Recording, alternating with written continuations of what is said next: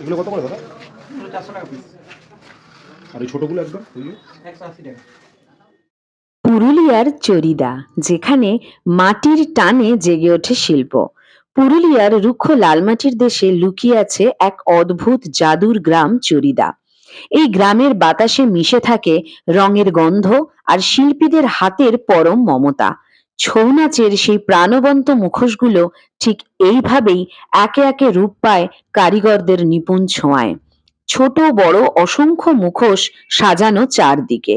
কোনোটা মহিষাসুর মর্দিনী দুর্গার উগ্র তেজ, কোনোটা আবার শ্রীকৃষ্ণের শান্ত সৌম্য রূপ। ছোট ছোট এই মুখোশগুলো এখন শুধু নাচেই সীমাবদ্ধ নয়, বাঙালির ঘরের শোভাবর্ধনও করে সমানভাবে।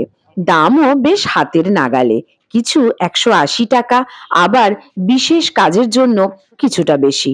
গ্রামের প্রতিটি ঘরে গেলেই চোখে পড়বে একই দৃশ্য।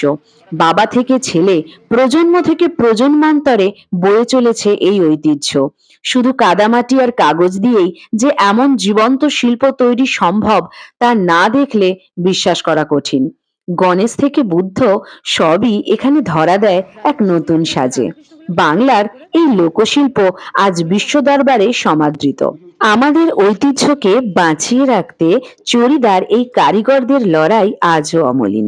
আপনিও কি একবার ঘুরে আসতে চান রঙের এই দুনিয়ায়? তাহলে পরের বার পুরুলিয়া ভ্রমণে চরিদা গ্রামকে রাখতে একদম ভুলবেন না। মুখোশের জন্য বিখ্যাত বলে যদিও গ্রামটার আরেক নাম মুখোশ গ্রাম, কিন্তু এখানে শুধুই যে মুখোশ পাওয়া যায় তা কিন্তু নয়। দেখুন কি অসাধারণ হাতের কাজ!